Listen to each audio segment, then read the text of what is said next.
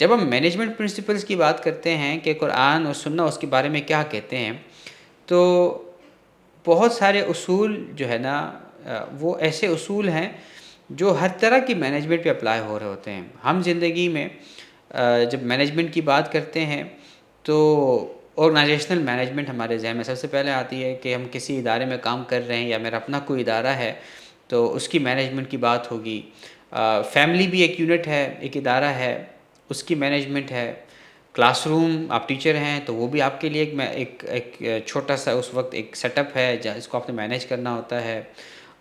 ہماری اپنی ذات کو ہم نے مینیج کرنا ہوتا ہے۔ ہم کوئی سفر کر رہے ہوتے ہیں اپنے کسی گروپ میں، تو اس گروپ کے ساتھ سفر کیسے کرنا ہے اس کے لیے بھی پوری ہدایات ہے۔ تو مینجمنٹ جو ہے نا ہمارے تقریباً زندگی کے ہر معاملے میں ہم کسی نہ کسی لیول پہ مینجمنٹ کر رہے ہوتے ہیں۔ جو لیڈر ہوتا ہے نا، جو لیڈرشپ ہوتی ہے کسی بھی ادارے کی، اس کا کام ہوتا ہے ڈائریکشن سیٹ کرنا کہ ہم صحیح کام کی طرف ہمارا رخ بن جائے، ہم صحیح کام کر سکیں۔ ہم نے اس مقصد کو اچیو کرنے کے لیے ہماری یہ ڈائریکشن ہے، رائٹ ڈائریکشن، ہم نے یہاں وہاں نہیں جانا۔ لیکن جو مینجمنٹ ہوتی ہے اس کے بعد ان کا کام یہ ہوتا ہے کہ جو ڈائریکشن سیٹ ہو گیا نا، اس ڈائریکشن کے لیے جو اس ڈائریکشن میں جو بھی کام آئیں گے نا، جو بھی کام ہمیں کرنے کے، ہم نے ان کاموں کو ٹھیک کرنا ہے۔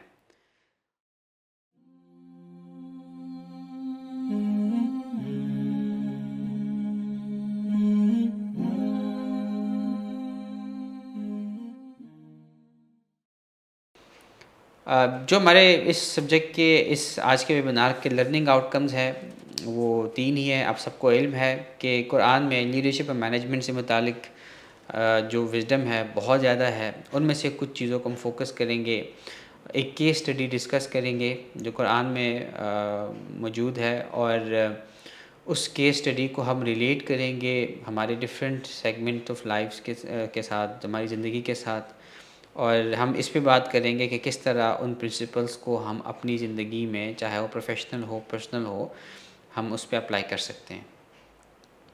آپ کے سوالات جو ہے وہ اس طرح کے سوالات تھے کہ in Islam will management be centralized اور decentralized, how can leaders apply the Quranic principles of shura in modern organizations, what are the principles from the Quran regarding females in leadership roles, how can we apply principles of forgiveness, پھر ہے how do Islamic values enhance leadership qualities۔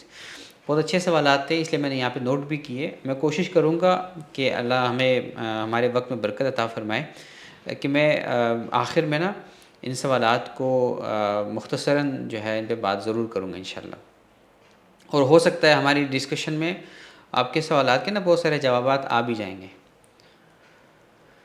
تو شروعات کرتے ہیں بھی، ہم management کی بات کرتے ہیں۔ جب ہم مینجمنٹ پرنسپلز کی بات کرتے ہیں قرآن کی، تو ایک اصول ہے قرآن کا، وہ سمجھ لیجئے۔ قرآن تمام انسانیت کے لیے ہدایت کی کتاب ہے۔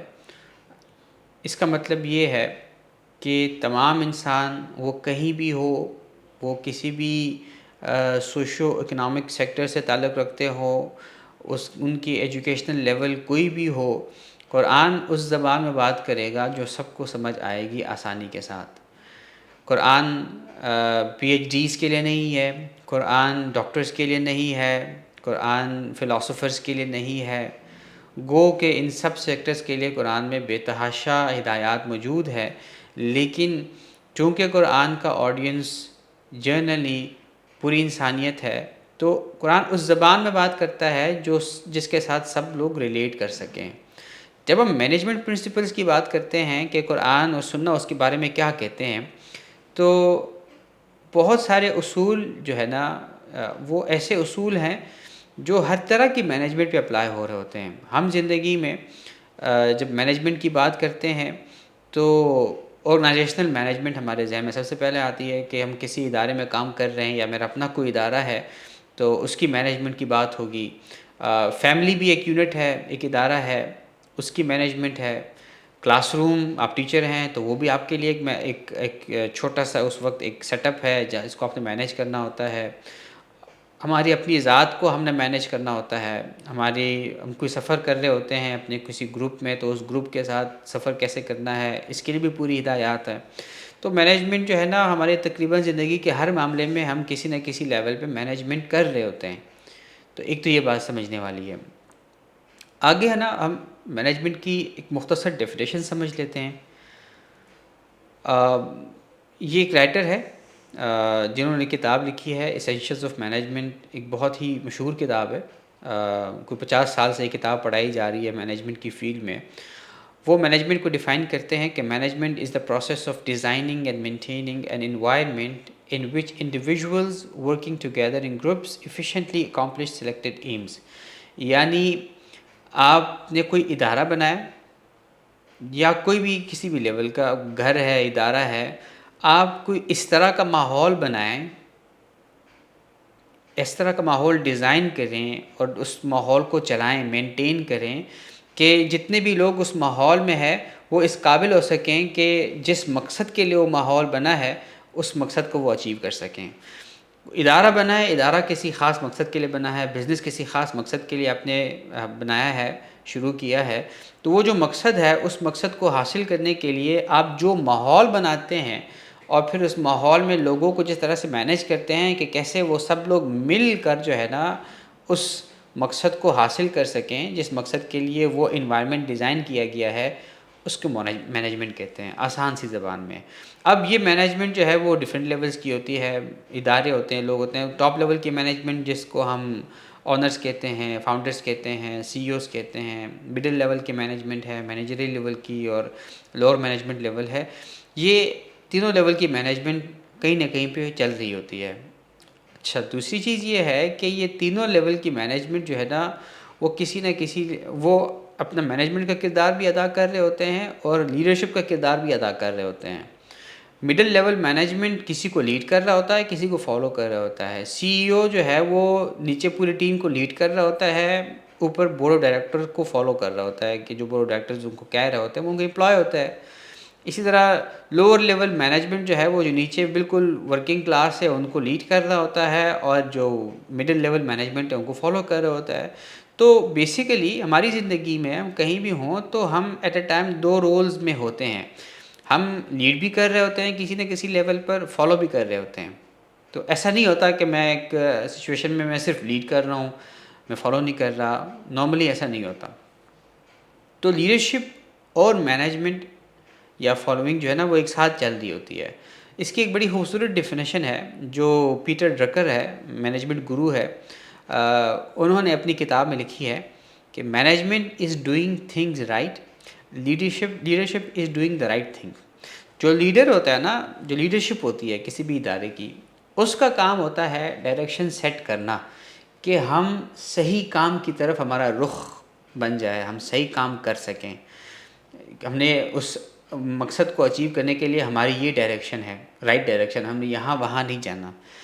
لیکن جو مینجمنٹ ہوتی ہے اس کے بعد ان کا کام یہ ہوتا ہے کہ جو ڈائریکشن سیٹ ہو گیا نا، اس ڈائریکشن کے لیے جو اس ڈائریکشن میں جو بھی کام آئیں گے نا، جو بھی کام ہمیں کرنے کے، ہم نے ان کاموں کو ٹھیک کرنا ہے. ٹھیک کام کیا کرنا ہے وہ لیڈرشپ طے کرتی ہے. مینجمنٹ اس ٹھیک کام کو ٹھیک طریقے سے کرنے کا نام ہے. یہ بیسیکلی مینجمنٹ اور لیڈرشپ کی جو آپ سمجھ لیں آپس کا کنیکشن ہے. یہ تو ہوگی ایک اسکالرلی اس کی ڈیفینیشن اور اس سے ہم کیا مراد لیتے ہیں مینجمنٹ کی فیلڈ میں. اب ہم آتے ہیں کہ قرآن ہمیں کیا کہتا ہے. ظاہر ہے جب مینجمنٹ کی بات ہوتی ہے تو شروعات اس کی لیڈرشپ سے ہوگی. قرآن ہمیں سب سے پہلی جو بات کرتا ہے قرآن اور حدیث، اس میں ایک بڑی مشہور حدیث کا حوالہ میں بھی دوں گا. صحیح بخاری کی حدیث نمبر 7138 نمبر حدیث ہے. ایک بڑی مشہور حدیث ہے، لمبی حدیث ہے، میں نے صرف اس کی مختصر عربی لکھی ہے. الا کلکم راع وکلکم مسئول عن رعیتہ، کہ رسول اللہ صلی اللہ علیہ وسلم نے فرمایا الا، آگاہ ہو جاؤ، سب آگاہ ہو جاؤ. کہ کس حوالے سے؟ کہ تم میں سے ہر ایک نگہبان ہے اور ہر ایک سے اس کے رعایا کے بارے میں سوال کیا جائے گا. جو اس کے سب آرڈینیٹس ہیں اس کے بارے میں اس سے پوچھا جائے گا. آپ میں سے ہر ایک شیفرڈ ہے، ہر ایک رسپانسبل ہے، اور اس سے اس کی جو سب آرڈینیٹس ہے، جو اس کی ٹیم ہے، اس کے بارے میں سوال کیا جائے گا۔ اب وہ اگزامپل بھی دیے ہیں، بس امام یعنی امیر المؤمنین لوگوں پر نگہبان ہے، اور اس سے اس کی رعایا کے بارے میں سوال ہوگا۔ جو ہیڈ آف دا اسٹیٹ ہوگا، جو ہیڈ آف دا پروونس ہوگا، یہ جو بھی امام ہوگا نا، امیر ہوگا، اس سے اس کی ٹیم کے بارے میں پوچھا جائے گا۔ وہ نگہبان ہے، وہ رسپانسبل ہے۔ مرد اپنے گھر والوں کا نگہبان ہے، وہ ہیڈ آف دا فیملی ہے، اس سے اس کے گھر کے بارے میں سوال ہوگا۔ عورت اپنے شوہر کے گھر والوں اور اس کے بچوں کے نگہبان ہے، اس سے اس بچوں کے بارے میں، گھر والوں کے بارے میں سوال ہوگا۔ اور کوئی بھی شخص جو ہے نا، شخص کا غلام اپنے اس سردار کے مال کا نگہبان ہے۔ یہاں ہم ایک کانسیپٹ یہ بھی لے سکتے ہیں کہ امپلائیز جو ہے نا، گو کہ وہ غلام کے اس درجے میں تو نہیں، لیکن ایک اشارہ ہمیں یہ ملتا کہ امپلائیز جو ہے نا، وہ نگہبان ہے اپنے اس ادارے کا، اس رول کا، اس ریسورسز کا جو اسے دیے گئے ہیں کسی بھی ادارے میں، اس سے اس بارے میں سوال ہوگا۔ اور آخر میں پھر اللہ کے رسول نے کہا کہ آگاہ ہو جاؤ، تم میں سے ہر ایک نگہبان ہے، اور ہر ایک سے اس کی رعایا کے بارے میں پوچھا جائے گا۔ اب یہاں ایک بات بڑی سمجھنے کی ہے، جب اللہ کے رسول اتنی جو ہے وہ کیا کہتے ہیں، کنسنٹریشن کے ساتھ اور اتنی تاکید کے ساتھ جو ہے وہ یہ کہہ رہے ہیں کہ تم میں سے ہر ایک نگہبان ہے، تو اس سے ہمیں ایک بات سمجھ آتی ہے کہ ہم میں سے ہر انسان، چاہے وہ مرد ہو، چاہے وہ عورت ہو، چاہے وہ جوان ہو، بوڑھا ہو، کسی بھی ایج لیول پہ ہو، وہ کسی نہ کسی لیول پہ وہ لیڈرشپ کا کردار ادا کر رہا ہوتا ہے اپنی زندگی میں۔ اس سے ہمیں یہ بات سمجھ آتی ہے کہ ہم میں سے ہر ایک کو اس قابل ہونا چاہیے کہ وہ کوئی بھی لیڈرشپ رول لے سکے، اس کے اندر وہ لیڈرشپ سکلز ہونی چاہیے جو ایک لیڈر کو ضروری ہے۔ یہ بہت ضروری ہے۔ یعنی ہمارا مزاج کیا، اسلام کیا کہتا ہے، ہمارا مزاج یہ ہو کہ مجھے اگر کوئی لیڈرشپ رول دیا جائے میری کیپیبلٹیز کو دیکھتے ہوئے، تو مجھے تیار رہنا چاہیے، میرے پاس وہ سکلز، وہ ایٹیچیوڈ، وہ کمپیٹنس ہونا چاہیے اس لیڈرشپ رول کو سکسیسفلی لے کے چلنے کے لیے۔ لیکن میرا مزاج یہ ہونا چاہیے، میں خود نہ چاہ رہا ہوں کہ مجھے لیڈرشپ، ایسا نہ ہو کہ میں خود ہی چاہ رہا ہوتا ہوں اور میں خود ہی کوشش کر رہا ہوں کہ کسی طرح مجھے کوئی لیڈرشپ رول مل جائے۔ پہلی بات تو یہ ہے، ہم میں سے ہر ایک کو لیڈرشپ سکلز آنی چاہیے۔ لیڈرشپ سکلز ایسا نہیں ہے کہ بس ہمارے معاشرے میں، ہمارے گھر میں یا ہمارے ادارے میں بس چند ایک لوگ ہیں جن کو لیڈرشپ کی ٹریننگز کرنی چاہیے، اسکل ڈیولپ کرنی چاہیے، ایسا نہیں ہے۔ ہم میں سے ہر ایک کی یہ رسپانسبلٹی ہے، ہم میں سے ہر ایک زندگی کے کسی نہ کسی لیول پہ جہاں کہیں بھی لیڈرشپ کردار ادا کرے گا، ہم سے پوچھا جائے گا اس کے بارے میں۔ We are responsible for that, چاہے وہ ہیڈ آف دا اسٹیٹ ہو، ہیڈ آف دا فیملی ہو، ہیڈ آف دا ہاؤس ہو، کسی امپلائی کے رول پہ ہو، کسی ڈپارٹمنٹ کا ہیڈ ہو، کسی اسکول کا ہیڈ ہو، کسی کلاس روم کا ہیڈ ہو، کسی بھی جگہ پہ ہو، کم از کم اپنے آپ کے تو ہم لیڈر ہے ہی نا۔ یہ جو ہمارے ایک پورا جسم اللہ تعالیٰ نے ہمیں دیا ہے، اتنے باڈی پارٹس دیے ہیں، ہم اس کے تو لیڈر ہے ہی نا۔ اب اس کو ہم کس طرح سے مینیج کرتے ہیں، کس طرح لے کے چلتے ہیں، لیڈ کرتے ہیں، یہ بھی اس سے بھی ہم سے پوچھا جائے گا۔ اللہ کے رسول نے اسی لیے تو کہا ہے ان لنفسک علیک حق، تمہارے نفس کا بھی تم پر حق ہے، ٹھیک ہے۔ تو یہ تو ایک بات سمجھ میں آ گئی۔ اب مینجمنٹ لیڈرشپ کے تو ہم نے سمجھ لیا ہے، اب لیڈرشپ کے بعد جو مینجمنٹ پرنسپلز ہے، قرآن میں ہم قرآن سے ایک کیس اسٹڈی لیں گے، ایک کیس اسٹڈی، اس کیس اسٹڈی کو ہم ڈسکس کریں گے، اور پھر اس میں جتنے بھی لیڈرشپ پرنسپلز ہیں ان لیڈرشپ پرنسپلز کو ہم ڈسکس کریں گے اور ان کو اپنی زندگی کے ساتھ ریلیٹ کریں گے۔ کیس اسٹڈی ہے غزوہ احد کی۔ غزوہ احد کے میں مختصر بتا دوں کہ کیا ہوا تھا۔ غزوہ احد 3 شوال میں ہوا تھا، ہجرت کے 3 سال بعد، تقریباً 23 مارچ 625 اس کی ڈیٹ بنتی ہے۔ یہ احد ایک پہاڑ کا نام ہے مدینہ میں۔ مسلمانوں اور قریش کے درمیان یہ جنگ ہوئی تھی۔ مسلمانوں کی تعداد 700 سے 1000 تھی اور قریش کو 3000 تھے۔ یہ ایک طرح سے غزوہ بدر کا جو ہے وہ بدلہ لینے آئے تھے قریش۔ ہوا یہ مختصراً کہ انیشیلی جب جنگ شروع ہوئی تو مسلمان جو ہے وہ ڈومینیٹ کر کے مسلمانوں نے جنگ جیتنے لگ گئے تھے۔ جنگ شروع ہونے سے پہلے، بلکہ میں آپ کو نقشہ دکھا دیتا ہوں۔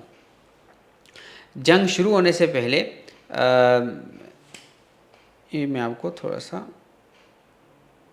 یہ یہاں پر جو ہے نا یہ جو جگہ ہے ایک پہاڑی ہے جبل عین، ٹھیک ہے، جبل رومات، یہاں پر اللہ کے رسول نے کوئی 50 تیر انداز جو ہے نا عبداللہ بن جبیر کی سربراہی میں یہاں پہ ان کو رکھا تھا کہ آپ لوگوں نے یہاں پر رہنا ہے ہمیشہ، کسی بھی طرح یہاں سے ہلنا نہیں۔ ہم سب کو پتہ ہے غزوہ احد کی پوری سٹوری، یہ مسلمانوں کی فوج یہاں پہ تھی اور یہاں پر جو ہے وہ قریش مشرکین جو ہے نا ان کی فوج تھی، اور یہاں ان کے خیمے لگے ہوئے تھے، عورتوں کے خیمے تھے۔ اچھا، رسول اللہ صلی اللہ علیہ وسلم یہاں پہ تھے جب جنگ درمیان میں تھی اور مسلمان جیتنے لگ گئے، تو ظاہر ہے یہ میدان جنگ تھا، اور یہاں پر یہ جو تیر انداز بیٹھے تھے انہوں نے جب دیکھا کہ جنگ ختم ہو گئی، مسلمان جیتنے لگ گئے اور مال غنیمت اٹھا رہے ہیں، تو وہاں پر ان سے ایک غلطی ہوئی اور لوگوں نے وہاں پر اکثر جو صحابہ تھے انہوں نے وہاں سے اس چوٹی کو چھوڑ دیا۔ جب وہ چھوڑ دیا تو وہاں عبداللہ بن جبیر چند لوگوں کے ساتھ رہ گئے۔ خالد بن ولید اس وقت تک مسلمان نہیں ہوئے تھے، وہ واپس جب اس نے دیکھا کہ یہ اتنا امپورٹنٹ سپاٹ جو ہے وہ خالی ہو گیا ہے، تو انہوں نے پیچھے سے حملہ کر دیا۔ جب انہوں نے پیچھے سے حملہ کر دیا تو جنگ کا پھانسا پلٹ گیا اور مسلمانوں کو بہت نقصان اٹھانا پڑا، 70 مسلمان شہید ہوئے، حضرت حمزہ شہید ہوئے، اور رسول اللہ صلی اللہ علیہ وسلم زخمی ہو گئے، یہاں تک کہ رسول اللہ صلی اللہ علیہ وسلم کے بارے میں یہ افواہ پھیل گئی کہ رسول اللہ صلی اللہ علیہ وسلم شہید ہو گئے۔ یہ پورا اس کا سیناریو ہے۔ ایک مسلمانوں نے نہ اللہ کے رسول کے حکم تھا، اس حکم کی انہوں نے جو ہے وہ ان سے خلاف ورزی ہو گئی، اور مسلمانوں کا اس میں نا بہت بڑا نقصان ہوا۔ یہ پوری کیس اسٹڈی ہے۔ اب اس پر اللہ تعالیٰ نے نا بہت ساری آیات نازل فرمائیں، ان میں سے 2 آیات، ایک آیت جو ہے نا اس کو ہم آج ڈسکس کریں گے۔ میں نے صبح تلاوت بھی کی تھی۔ آیت یہ ہے آل عمران کی آیت نمبر 159، اعوذ باللہ من الشیطان الرجیم، فَبِمَا رَحْمَةٍ مِّنَ اللَّهِ لِنْتَ لَهُمْ، کہ ان واقعات کے بعد اللہ کی رحمت ہی تھی جن کے بنا پر اے پیغمبر تم نے ان لوگوں کے ساتھ نرمی کا برتاؤ کیا، ٹھیک ہے، یعنی یہ جو جن لوگوں سے غلطی ہو گئی تھی، ظاہر شرمندہ تو بہت تھے، تو اللہ تعالیٰ کہہ رہے ہیں کہ اللہ کا فضل تھا کہ اے پیغمبر آپ نے ان کے ساتھ نرمی کا برتاؤ کیا۔ وَلَوْ كُنْتَ فَظًّا غَلِيظَ الْقَلْبِ لَانفَضُّوا مِنْ حَوْلِكَ، اگر تم سخت مزاج اور سخت دل والے ہوتے تو یہ تمہارے آس پاس سے ہٹ کر تتر بتر ہو جاتے۔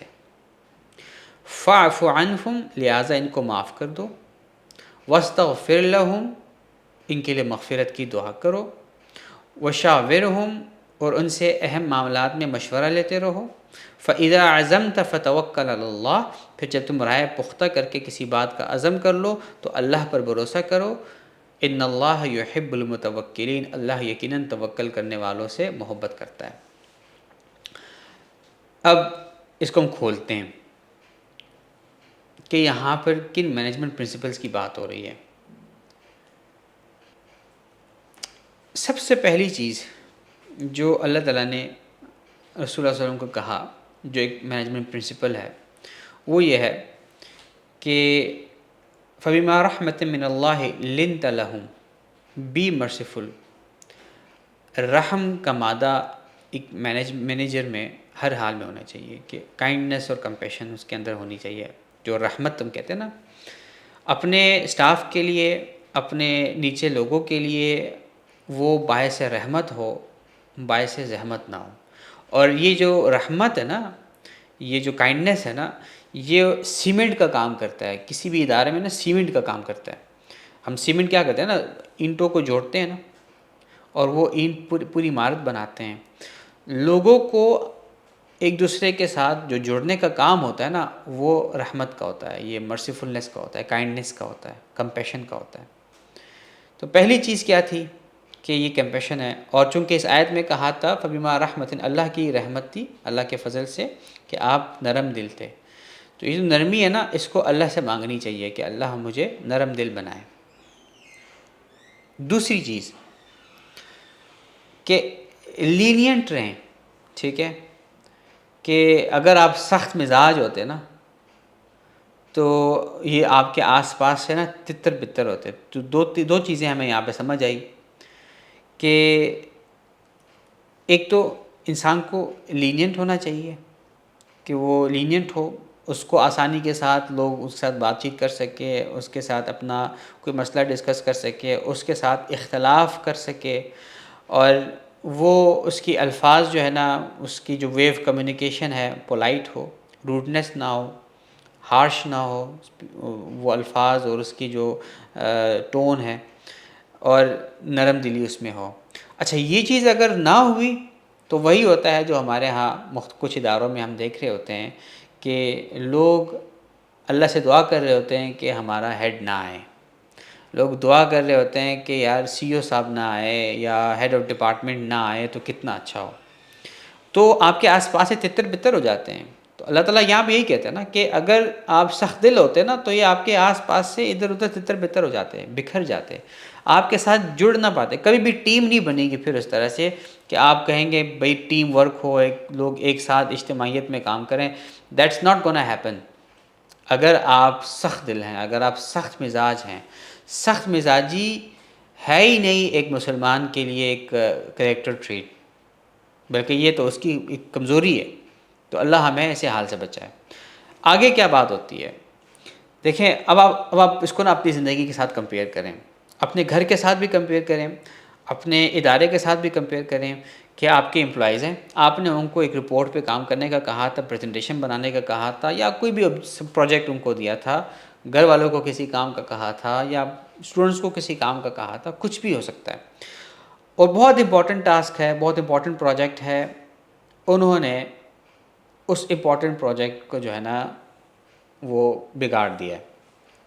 عین موقع پہ آپ جو ہے بورڈ ممبر بیٹھے ہوئے ہیں اور پتہ نہیں ہائر مینجمنٹ بیٹھی ہوئی ہے، آپ نے پریزنٹیشن دینی ہے اور پریزنٹیشن خراب ہوگی، انہوں نے صحیح کام نہیں کیا، یا ان سے کوئی بہت بڑا بلنڈر ہو گیا اس میں، تو ظاہر ہے بلنڈر ہو گیا تو آپ کو تو سننا پڑے گا، اس ہائر مینجمنٹ آپ کو ڈانٹے گی کہ بھئی یہ کیا ہے، آپ کیا پیش کر رہے ہیں، یا ہو سکتا ہے آپ کوئی پروجیکٹ لینا چاہ رہے ہیں، پروجیکٹ آپ کو نہیں ملے۔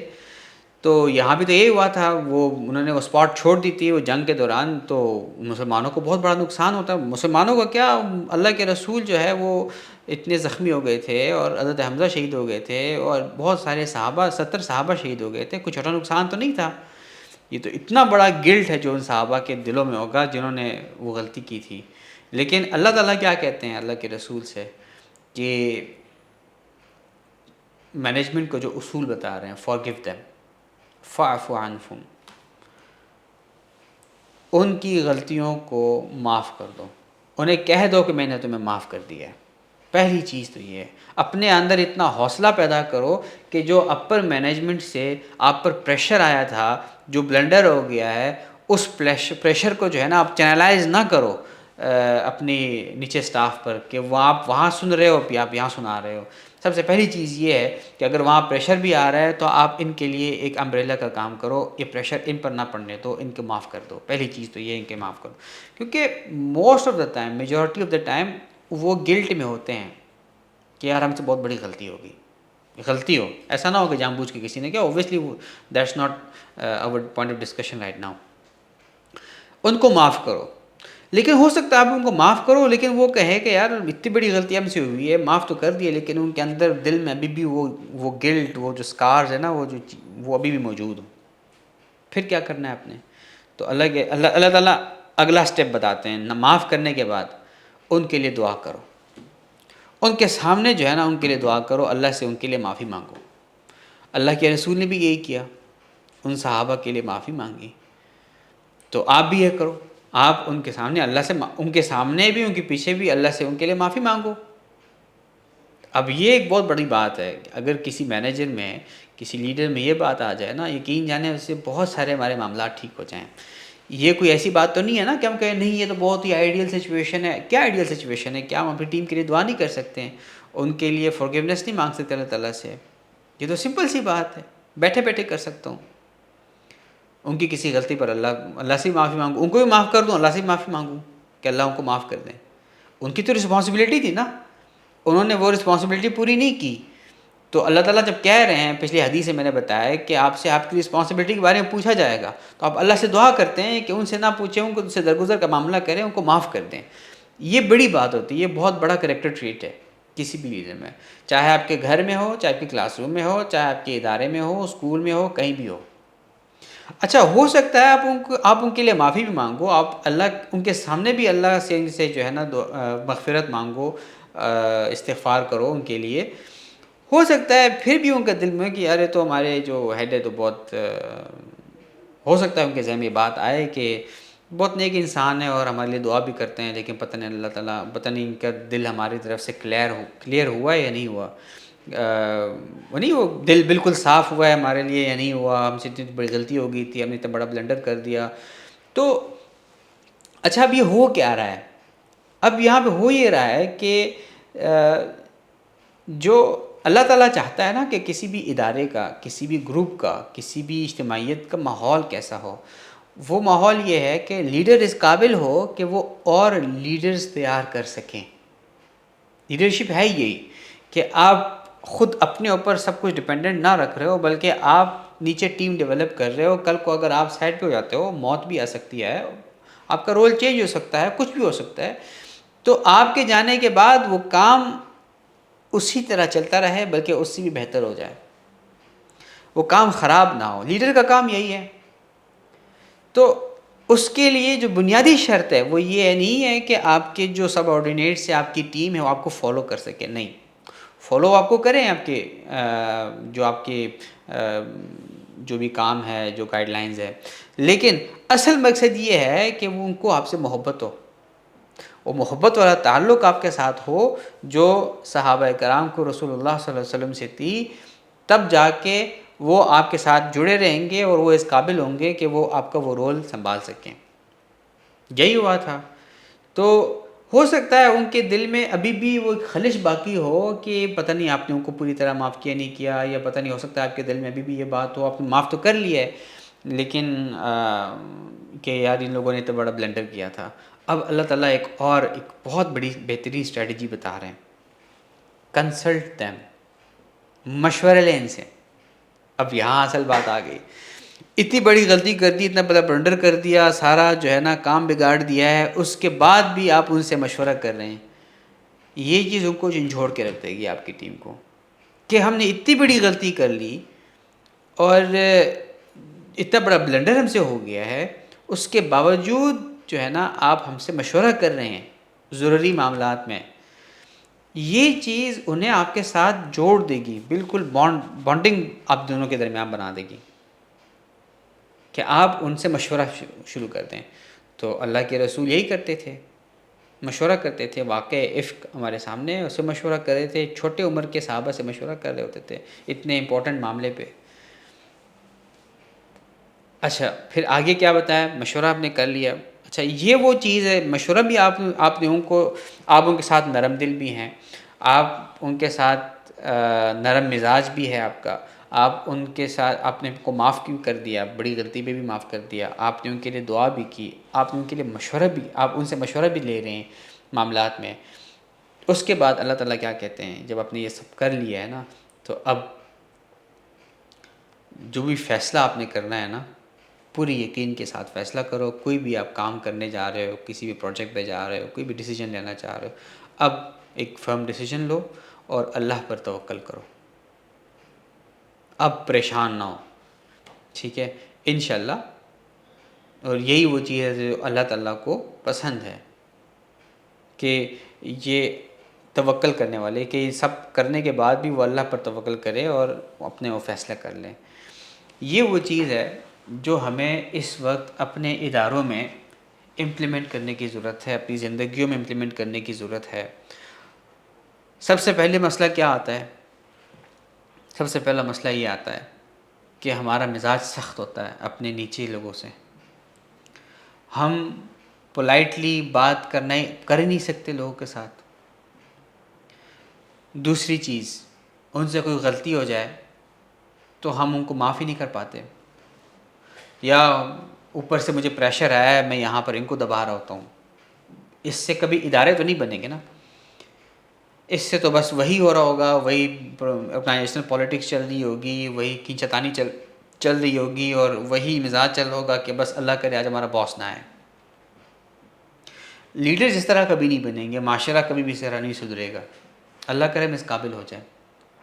یہ میں نے آپ کے ساتھ ایک کیس اسٹڈی شیئر کی اور اس کی جو اس کے لیسنز ہیں، مینجمنٹ پرنسپلز ہیں، وہ آپ کے ساتھ شیئر کیے. اب دوسری طرف فالوورز کے لیے بھی قرآن میں، یہ تو ایک لیڈر یا مینیجر ہے نا، اس کے لیے کیا ہدایات ہیں، کیا گائیڈ لائنز ہیں، وہ ہیں. لیکن دوسری طرف فالوورز، اچھا اس کے علاوہ بھی بہت سارے جو ہے نا اس پرنسپلز ہیں لیڈرشپ کے بھی اور مینجمنٹ کے بھی. چونکہ ظاہر ہے ہمارے پاس وقت بہت کم ہے آج، تو ہم اور چیزوں کو تو ڈسکس نہیں کر سکیں گے. میں اسی کو ہی آگے انشاءاللہ آپ کے سوالات پہ آؤں گا. لیکن میں آپ کے ساتھ کچھ ریسورسز بھی شیئر کروں گا، اگر آپ کا دل چاہتا ہے تو آپ اس کو ڈیٹیل بھی اسٹڈی کر سکتے ہیں. یعنی یہ اگر ایک 2 دن کی پوری ٹریننگ ہو نا، تو ہم اس کو بہت مزے سے جو ہے نا ڈسکس بھی کر سکتے ہیں، سارے پرنسپلز کو اپنی زندگی کے ساتھ ریلیٹ بھی کر سکتے ہیں، اس کو سمجھ بھی سکتے ہیں. لیکن اس 1 گھنٹے کے ویبینار میں، وہ بھی آن لائن ہو، تو اتنی بات ہو سکتی ہے جتنی ہم ابھی کر رہے ہیں. اب فالوورز کے لیے بھی بہت ساری گائیڈ لائنز ہیں قرآن و سنت میں. ان میں سے میں صرف ایک آپ کے ساتھ شیئر کر دیتا ہوں کہ سورہ النساء کی آیت نمبر 59، اعوذ باللہ من الشیطان الرجیم، یا ایھا الذین آمنوا اطیعوا اللہ واطیعوا الرسول واولی الامر منکم فان تنازعتم فی شیء فردوہ الی اللہ والرسول ان کنتم تؤمنون باللہ والیوم الآخر ذلک خیر واحسن تأویلا. کہ ایمان والو اللہ کی اطاعت کرو. سب سے پہلی چیز، فالوور آپ سب سے پہلے اللہ تعالیٰ کے ہو، اس کے بعد اللہ کے رسول کے، پھر اس کے بعد جو تم میں سے صاحب اختیار ہے، آپ جس کے بھی انڈر ہو نا، جو اتھارٹی پہ ہے، چاہے وہ ملک کی اتھارٹی ہے، چاہے وہ آپ کے ادارے کی اتھارٹی ہے، چاہے وہ آپ کے کلاس روم کی اتھارٹی ہے، چاہے وہ آپ کے گھر کی اتھارٹی ہے، کوئی بھی ہے، اب اس کی اطاعت کرنا آپ پر لازم ہے. ہمارے ہاں سب سے بڑا مسئلہ یہ ہوتا ہے، ہم دیندار ہو کے بھی جو ہے نا، وہ ہمارے اندر اطاعت نہیں ہوتی لوگوں کی جن کے اندر ہم کام کر رہے ہوتے ہیں. ہم جہاں جاب کر رہے ہوتے ہیں، ہم وہاں پر اپنے اس جو باس ہے نا، اس کی بات پر ہمیں شرح صدر نہیں ہوتا. دیکھو، یا تو میں وہاں پہ جاب ہی نہ کروں تو میں ذمہ دار نہیں ہوں، لیکن اگر میں وہاں جاب کر رہا ہوں، میں نے کمٹمنٹ کی ہوئی ہے، ایک کانٹریکٹ کیا ہوا ہے، اس کے باوجود میں ان کو ڈس اوبے کر رہا ہوں جو میرا اتھارٹی میں ہے، تو دس از ناٹ، مطلب یہ this is against Quran, this is against these principles. تو کام جو ہے نا پازیٹیوٹی کی طرف کبھی نہیں جائیں گے، اور ہمیشہ خراب ہی ہوں گے. ہماری زندگی بھی خراب ہوگی، ہم دوسروں کی زندگی بھی خراب کر رہے ہوں گے. یہ میں نے صرف ایک آپ کو پرنسپل بتایا ہے فالوورز کے لیے. اس پہ بھی بہت ساری بات ہو سکتی ہے، اور ڈیٹیل بہت ساری ہے، لیکن میں یہیں پر جو ہے اپنی بات ختم کرتا ہوں. ریسورسز میں آپ کے ساتھ شیئر کرنا چاہ رہا تھا کہ اگر آپ کو واقعتاً جو ہے نا مینجمنٹ پہ یہ جو مینجمنٹ پرنسپلز ہے قرآن میں اور سنت میں کیا ہے وہ جاننے ہیں، تو ایک تو یہ کتاب ہے جو مجھے ہمارے ٹیچرز اکیڈمی کے شہریار بھائی نے دی تھی، میرے پاس یہاں پہ رکھی ہوئی ہے. یہ کتاب ہے، یہ بہت اچھی کتاب ہے، یہ ابھی حال ہی میں 1 سال پہلے پبلش ہوئی ہے. قرآن آن مینجمنٹ، ڈاکٹر حسن محی الدین قادری صاحب ہیں، انہوں نے یہ کتاب لکھی ہے. بہت اچھی کتاب. انہوں نے تقریباً جو ہے نا ہر اینگل سے لیڈرشپ اور مینجمنٹ کے جو ہے نا اس پہ بات کی ہے کہ قرآن و سنت میں کیا کیا آیا ہے. تو آپ یہ کتاب خرید سکتے ہیں، اس کو پڑھیں. اللہ کرے کہ کسی دن مجھے موقع ملے تو میں اس کتاب کی پوری سمری بھی آپ لوگوں کے ساتھ شیئر کرنے کے قابل ہو جاؤں. اچھا، پھر اس کے بعد یہ اور ریسورسز ہیں، یہ ساری جو ہے نا قرآن اور سنت کی پرسپیکٹیو میں جو لیڈرشپ اینڈ مینجمنٹ کی بات ہوئی ہے. ایک کتاب ہے دا پرنسپلز آف لیڈرشپ، ایک ہے اسلام اینڈ مینجمنٹ، ایک ہے لیڈرشپ اینڈ اسلامک پرسپیکٹیو، جمال بدوی کی بڑی مشہور کتاب ہے. مینجمنٹ فرام اسلامک پرسپیکٹیو، ایک ہے the strategic leadership fundamentals for schools, یہ ایجوکیشن سیکٹر کے لیے لکھی گئی ہے. ایک کتاب ہے محمد 11 leadership qualities that change the world.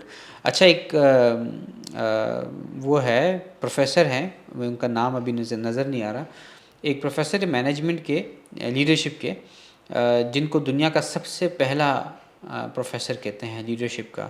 وہ اس کتاب کے بارے میں کہتے ہیں کہ یہ وہ کتاب ہے جو دنیا کو چاہیے، یہ جو 11 leadership qualities that change the world ہے. اور ہاں، یہ جان ایڈیئر جو ہے نا، جن کے آگے میں نے کتاب بھی مینشن کی ہے، دا لیڈرشپ آف محمد کے نام سے. تو یہ اگر آپ انٹرسٹ رکھتے ہیں تو آپ ان کو ضرور ڈسکس کریں. اب میں آتا ہوں آپ کے کوشچن پہ. آپ لوگوں نے بہت اچھے کوشچنس کیے تھے. میں نے بس ان کو کمپائل کیا ہے. اور میں یہاں پہ ایک ڈسکلیمر دے دوں، وہ یہ ہے کہ میں مینجمنٹ کا اور لیڈرشپ کا ایک اسٹوڈنٹ ہوں، اور میرا چونکہ ایم فل بھی ایجوکیشنل لیڈرشپ اینڈ مینجمنٹ میں ہے، اور پی ایچ ڈی بھی کر رہا ہوں، لیکن ظاہر میں ایک اسٹوڈنٹ ہوں ابھی اس وقت.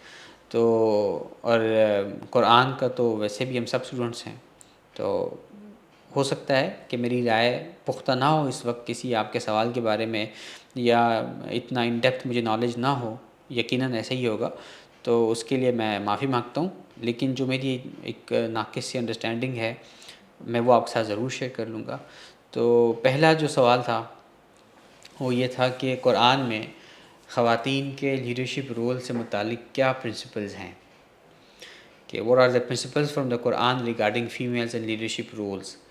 اب اس سوال کے نا جواب کے دو حصے ہیں جو میرے ذہن میں بات آئی ہے، اللہ کرے کہ صحیح بات میں کر سکوں. دو حصے ہیں اس کے جواب میں. سب سے پہلی چیز تو یہ ہے، ایک ہوتی ہے آرگنائزیشنل لیڈرشپ. اس سے مراد میری یہ ہے کہ آپ کوئی بھی خاتون ہے، وہ کسی اسکول میں ہیڈ لگ گئی، کسی اور ادارے میں، کسی کالج میں، کسی یونیورسٹی میں، کسی بھی ادارے میں نا، وہ کسی لیڈرشپ پوزیشن پہ آ گئی اور ان کی اپنی پوری ٹیم ہے. تو اس طرح کی سچویشن میں there is no difference between men and women.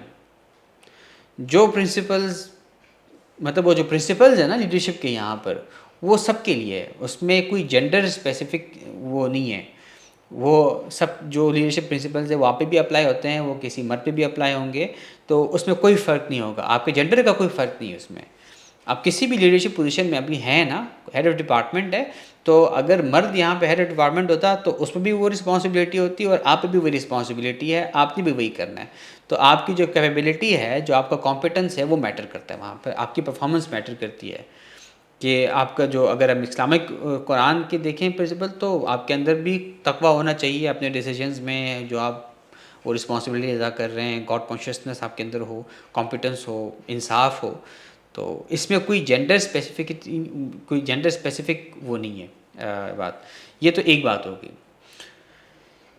جہاں فرق آتا ہے نا مرد اور عورت کے رولز میں، جہاں فرق آتا ہے وہ آتا ہے زندگی کے رولز میں. کیا مراد ہے اس سے میری مراد یہ ہے کہ ہم میں سے ہر انسان کے مختلف رولز ہیں زندگی میں.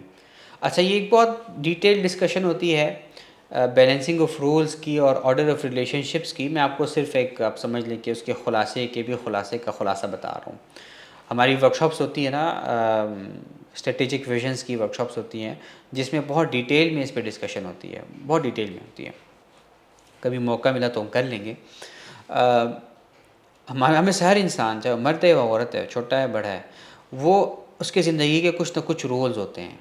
وہ یا تو بیٹا ہوتا ہے، یا بیٹا ہوتا ہے، بھائی ہوتا ہے، ہسبینڈ ہوتا ہے، دادا ہوتا ہے، دادی ہوتی ہے، مطلب جو بھی رول اس کے ہوتے ہیں. کچھ اپنے فیملی رولز ہوتے ہیں، کچھ اسپریچول رولز ہوتے ہیں، کچھ آرگنائزیشنل رولز ہوتے ہیں، کہیں پہ ایلمنائی ہے، کہیں پہ امپلائی ہے، کہیں پہ کیا ہے، مطلب بہت سارے رولز ہوتے ہیں. یہاں پہ فرق آ جاتا ہے مرد اور عورت میں. مرد کے رولز الگ ہوتے ہیں زندگی میں، عورتوں کے رولز الگ ہوتے ہیں، پہلی چیز. دوسری چیز جو ضروری، جہاں پہ امپورٹنس ہوتی ہے، وہ ہے آرڈر آف ریلیشن شپس. اچھا، رول کی جب ہم بات کرتے ہیں، اب یہاں پہ آپ نے ڈیسائیڈ کرنا ہوتا ہے کہ میں مرد ہوں یا میں عورت ہوں، مجھ سے یہ ریکوائرڈ ہے، یہ مجھ سے ایکسپیکٹڈ ہے، یہ میرا رول، بیسک رول ہے. ان رولز پہ میں نے کوئی کمپرومائز نہیں کرنا، نہ ان رولز کو میں چھوڑ سکتی ہوں. یہ جو باقی رولز میں لے رہی ہوں، یا باقی رولز میں آ رہی ہوں، یہ رولز میں لے تو سکتی ہوں، لیکن ان رولز کی ان رولز کی وجہ سے میں اپنے ضروری جو مینڈیٹری رولز ہیں نا، ان کو میں نے کمپرومائز نہیں کرنا. یہی مردوں کے لیے بھی ہے. تو آرڈر آف ریلیشن شپ کے میری زندگی میں سب سے امپورٹنٹ رول یہ ہے، اس کو میں نے کبھی کمپرومائز نہیں کرنا. پھر یہ ہے، پھر یہ ہے، پھر یہ ہے، پھر یہ ہے. یہ میں آپ کو مختصراً جواب دے دیا، اس سے لمبا جواب یہاں ہم اس کو افورڈ نہیں کر سکتے. دوسرا سوال یہ ہوا تھا کہ in Islam will management be centralized اور ڈی سینٹرلائز. اچھا، جب بھی ہم کسی ادارے کی بات کرتے ہیں تو میری سمجھ کے مطابق کوئی بھی ادارہ نہ تو پیورلی سینٹرلائزڈ ہوتا ہے نہ پیورلی ڈی سینٹرلائزڈ ہوتا ہے. پیورلی اگر سینٹرلائزڈ ہو یعنی کہ بالکل ایک اتھارٹی ہو اور اسی کی اجازت سے سب کچھ ہو رہا ہو, وہ اس کے نا کیا وہ کہتے ہیں نا کہ اس کی مرضی کے بغیر کوئی پتہ بھی نہ ہلتا ہو. جس ادارے میں یہ ماحول ہوگا اس ادارے میں ہمیشہ گھٹن والا ماحول ہوگا, وہ ادارہ کبھی آگے نہیں جا سکتا. اگر کوئی ادارہ بالکل پیورلی ڈی سینٹرلائزڈ ہے تو وہ فل کیوس ہوگا وہاں پر. وہاں کسی کو نہیں پتہ چل رہا ہوگا کہ وہ کیا کر رہا ہے, میں کیا کر رہا ہوں, کس کو کیا کرنا ہے, کوئی ڈائریکشن نہیں ہوگی, بس ہر کوئی لگا ہوگا. ادارہ چل ہی نہیں سکتا ویسے, اسی لیے ہوگا ہی نہیں اس طرح کا ادارہ, مذاق ہوگا. اس طرح ادارہ نہیں ہوگا, مذاق ہوگا. تو سب سے پہلی چیز تو یہ ہے کہ کسی بھی ادارے میں جو ہے نا, کوئی بھی ادارہ نہ تو پیورلی جو ہے وہ سینٹرلائزڈ ہوتا ہے نہ پیورلی ڈی سینٹرلائزڈ ہوتا ہے. اسلام کا بھی یہی ہے. اسلام نے بیلنس اپروچ دی ہے کہ ادارہ میں سینٹرلائزیشن بھی ہوگی, ڈی سینٹرلائزیشن بھی ہوگی. اب یہاں اصل بات آ جاتی ہے, لیڈرشپ کی بات آ جاتی ہے کہ وہ کس قدر جو ہے حکمت و بصیرت ان میں ہے کہ میں نے اپنے ادارے کو کتنا سینٹرلائز رکھنا ہے اور کتنا ڈی سینٹرلائز رکھنا ہے, بیلنس کیسے رکھنا ہے دونوں کا. سینٹرلائز ہونے کا ایک الگ فائدہ ہے, ڈی سینٹرلائز ہونے کا الگ فائدہ ہے. سینٹرلائز چیزیں جو ہوتی ہیں وہ اس لیے ہوتی ہے کہ تاکہ ایک یونٹی برقرار رہے کسی بھی ادارے میں. اب وہ کور پالیسیز ہوتی ہے, وہ آئیڈیولوجیکل میٹرز ہوتے ہیں, لیڈرشپ ہوتی ہے, لاز ہوتے ہیں, اور اسٹریٹجک ڈیسیجنز جو ہوتے ہیں ادارے کے, یہ سارے سینٹرلائز ہوتے ہیں. اوپر سے جو ہیڈ بیٹے ہوتے ہیں, جو ہائر مینجمنٹ ہوتی ہے, جو بورڈ ہوتا ہے, وہ اس کو ڈیسائیڈ کر کے آگے اناؤنس کر دیتے ہیں. رہی بات ڈی سینٹرلائزیشن کی, اس کی ضرورت اس لیے ہوتی ہے تاکہ ایفیشنسی بڑھے. جو نیچے ٹیم ہوتی ہیں وہ کسی نہ کسی لیول پہ خود مختار ہوتے ہیں. جو سینٹرلائزڈ اسٹرکچر سے جو ان کو مل رہی ہوتی ہے گائیڈ لائنز, ان گائیڈ لائنز کی روشنی میں وہ اپنے آپریشنز اپنی مرضی سے کر رہے ہوتے ہیں. وہ day to day administrative decisions خود لے رہے ہوتے ہیں, وہاں وہ خود مختار ہوتے ہیں. تو اس سے ہوتا یہ ہے کہ لوگوں کو اونرشپ فیل ہوتی ہے, اور وہ اونرشپ بھی لیتے ہیں, ان کی انگیجمنٹ بھی بڑھتی ہے اور ان کی ایفیشنسی بھی بڑھتی ہے. تو یہ دونوں کا بیلنس ہوتا ہے. ایسا نہیں کہہ سکتے اسلام مطلب نہ تو اسلام ہے نہ اسلام کے علاوہ بھی جو ہے نا پیورلی سینٹرلائز بھی کہیں نہیں ہے, ڈی سینٹرلائز بھی کسی. اب سوال یہ پیدا ہوتا ہے کہ کتنا سینٹرلائزڈ ہونا چاہیے, کتنا ڈی سینٹرلائز ہونا چاہیے. دس از دا پوائنٹ آف ڈسکشن. ادارے پہ ڈپینڈ کرے گا, اس کے لوگوں پہ ڈپینڈ کرے گا, اس کے آبجیکٹیوز پہ ڈپینڈ کرے گا, یہ ساری چیزوں پہ ڈپینڈ کرے گا. اور سب سے بڑا جو ڈپینڈ کرے گا وہ حکمت و بصیرت پہ کرے گا. تو اللہ تعالیٰ وہ حکمت و بصیرت جو ہے نا, وہ وزڈم ہمیں دے کہ ہم اس قابل ہوں کہ ہمیں یہ پتہ ہو کہ میں نے اپنے ادارے کو کتنا سینٹرلائز رکھنا ہے اور کتنا ڈی سینٹرلائز رکھنا ہے. اس کے ایگزامپل بہت سارے ہیں, میں نے یہاں پہ کچھ ایگزامپلز لکھے ہیں. عموماً جو ملٹری ڈیسیجنز ہوتے ہیں وہ سینٹرلائز ہوتے ہیں. اسلام میں بھی جو ایک حدیبیہ کا واقعہ تھا, وہ ہمارے پاس ایک مثال ہے کہ ایک ڈیسیجن اللہ کے رسول نے لے لی کہ بس سب وہیں پر جو ہے وہ اپنی قربانی کر لو, اور اب ہم عمرہ نہیں کرنے جا رہے ہیں. تو سب نے مانی. وہ بعد میں پتہ چلا کہ اس کی بہت بڑے فائدے تھے, فتح مبین تھا مسلمانوں کے لیے. ہماری نمازیں کتنی ہو, روزے کتنے ہو, زکوٰۃ کتنا ہو, یہ ایک سینٹرلائزڈ معاملہ ہے اسلام میں, اور اس میں ہر ایک کو اختیار نہیں ہوتا, بلکہ ایک ڈیسائیڈڈ رولز اینڈ ریگولیشنز ہے. تو جو ہیڈ آف اسٹیٹ ہوتا ہے وہ بیسک جو اسٹریٹجک ڈیسیجن ہوتا ہے وہی لے رہا ہوتا ہے. خلیفہ اسی لیے ہوتا تھا. ماڈرن ڈے ہم دیکھیں تو سی او ہے, بورڈ آف ڈائریکٹرز ہے, وہ سینٹرلائزڈ ماڈل ہے ان کا. اسی طرح ڈی سینٹرلائزیشن کی بھی ایگزامپلس دی ہیں, اور اداروں کی بھی ایگزامپلس دی ہے. عموماً ملٹری میں جو ہے وہ زیادہ تر سینٹرلائزڈ مینجمنٹ ہوتی ہے, بہت کم ڈی سینٹرلائزڈ ہوتی ہے. اور اگر ہم ایک ہائبرڈ مینجمنٹ دیکھیں تو ٹویوٹا کا ماڈل جو ہے, جو کائزن کلچر جس کو ہم کہتے ہیں, وہ بیلنسڈ ہے بہت زیادہ. کہ اسٹریٹجک ڈائریکشن جو ہے وہ تو ہیڈ کوارٹر سیٹ کرتے ہیں, اس کے بعد ہر ریجن جو ہے وہ اس کے مطابق اپنے ریجنل ضروریات کو دیکھتے ہوئے گاڑیاں وغیرہ پروڈیوس کرتے ہیں. اگر ہم ایجوکیشن سیکٹر کو دیکھیں تو جو منسٹری کے جو پبلک سکولز ہیں, پبلک سکولز کا جو سسٹم ہوتا ہے وہ سارا کنٹرول ہوتا ہے, سینٹرلائزڈ ہوتا ہے. بہت کچھ اس میں ڈی سینٹرلائزیشن بہت کم ہوتی ہے. جو لارج پرائیویٹ ایجوکیشن چینز ہوتی ہیں ان میں بھی عموماً سینٹرلائزیشن زیادہ ہوتی ہے، ڈی سینٹرلائزیشن کم ہوتی ہے۔ ایک بیلنس اپروچ میں نے سنا ہے جو انٹرنیشنل بیچلریٹ جو ہے نا بیکلریٹ، وہ بھی ان کے اسکولز جو ہے نا وہ ہائبرڈ ماڈل پہ چل رہے ہوتے ہیں، فریم ورک اور چیزیں وہ سینٹرلائز ہوتی ہیں مین پروفائلز، لیکن باقی جو ہے نا اسکول میں ٹیچرز وغیرہ جو ہے وہ خود ہی جو ہے نا اپنے کانٹیکس کے مطابق پروگرام ڈیزائن کر رہے ہوتے ہیں۔ تو ہمارے رفاع انٹرنیشنل کالج کا ماڈل بھی الحمدللہ بیلنس مینجمنٹ ماڈل پہ چل رہا ہوتا ہے۔ ہیڈ آفس جہاں ہم بیٹھے ہیں وہاں سے پالیسیز، گائیڈ لائنز اور وہ چیزیں جاتی ہیں۔ مثال کے طور پر ہمارا جو تربیہ کا فریم ورک ہے نا وہ ریس فریم ورک ہے نا، Riphah aspire student race framework, تو ریس فریم ورک یہاں سے جائے گا، اس ریس فریم ورک کی امپلیمنٹیشن میں جو ایکٹیویٹیز وغیرہ ہونی ہو سکتا ہے اس میں بہت فرق ہو، ہر کیمپس اپنے حساب سے اس کو آرگنائز کر رہا ہو۔ تو یہ اگلا سوال، یہ میں نے آپ کو ایک مختصراً جواب دے دیا۔ اگلا سوال یہ تھا کہ how can leaders apply the Quranic principles of shura in modern organization. میں نے اس پہ بات بھی کی ابھی، تو ساری بات اسی جو ہماری کیس اسٹڈی تھی وہ اسی پر تھی۔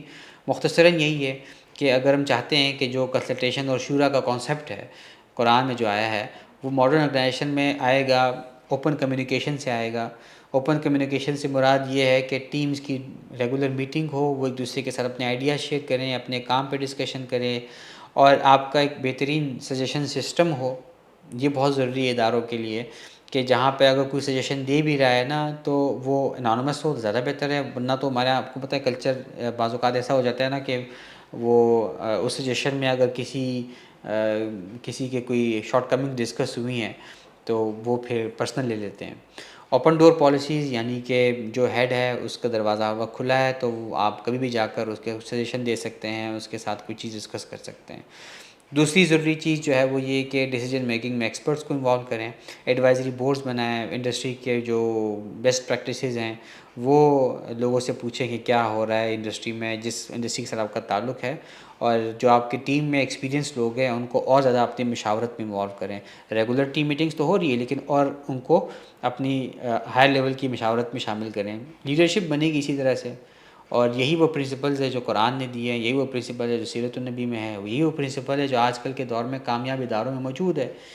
اگلی چیز فیڈ بیک لوپس کا ہے کہ آپ کے امپلائیز اس قابل ہوں، ان کو یہ کانفیڈنس ہو کہ یار اگر میں فیڈ بیک دوں گا تو اس فیڈ بیک کو کنسیڈر کیا جائے گا، اس کو امپلیمنٹ کیا جائے گا۔ تو بہتر یہ ہے کہ انانومس فیڈ بیک سسٹم ہو، امپلائیز سروے ہو کہ جس میں امپلائیز دل کھول کے جو ہے نا بالکل سچائی کے ساتھ فیڈ بیک آپ کو دے سکیں۔ اور ایک وہ آفٹر ریویو ایکشن ایک پروسیس ہے جو مینجمنٹ میں بہت مشہور ہے کہ کوئی بھی کام ہوا ہے تو اس کے بعد اس کا پورا ریویو ہو اور اس ریویو پر پورا ایکشن ہو۔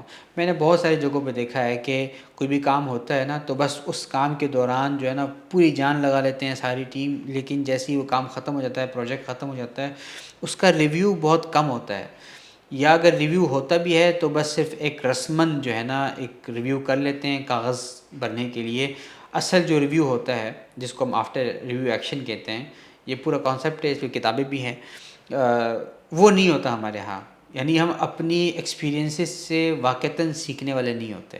اگر ہم واقعی اپنے ایکسپیرینس سے سیکھیں تو ہمارے ادارے کہاں کے کہاں پہنچ جائیں گے، اللہ ہمیں اس قابل بنائے۔ اگلا سوال آپ کا یہ تھا کہ جو فارگیونیس کے پرنسپلز ہیں ہم کیسے اس کو اپلائی کر سکتے ہیں اپنے ایک ورک انوائرمنٹ کو پروڈکٹیو اور پازیٹیو بنانے کے لیے۔ تو بھائی معافی کی تو عادت ہمیں بنانی چاہیے۔ اپنے کولیگس کے جہاں انسان ہوں گے وہاں آپ سمجھ لیں کہ وہاں غلطیاں ہوں گی، تو غلطیوں کو اگنور کرنا سیکھیں اور کوشش کریں۔ اختلافات بھی ہوں گے، صرف ایک جگہ ہے دنیا میں جہاں اختلاف نہیں ہے، وہ ہے قبرستان۔ قبرستان میں کسی کو اختلاف نہیں ہے، سارے مردے جو ہے نا اتفاق سے سو رہے ہوتے ہیں۔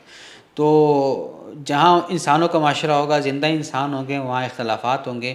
اختلافات کو ڈسکس کرنا، اختلافات پر ڈسکشن کرنا، اپنے ان کنفلکٹس کو ریزالو کرنے کی ہمارے اندر صلاحیت بھی ہونی چاہیے، حوصلہ بھی ہونا چاہیے۔ اور کوئی بھی ایشو آتا ہے نا تو اس کو پروفیشنلی ہم دیکھیں، نہ کہ ایموشنلی۔ جذباتی ہونے کی ضرورت نہیں ہوتی، بہت دفعہ ہمارے جذبات جو ہے نا وہ کاموں کو بگاڑ رہے ہوتے ہیں۔ تو ایموشنل انٹیلیجنس کی بہت ضرورت ہے، پچھلے ویبینار میں ہم نے یہی بات کی۔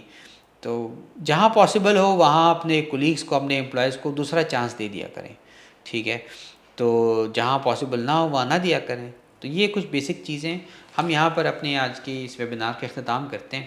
جزاک اللہ. السلام علیکم.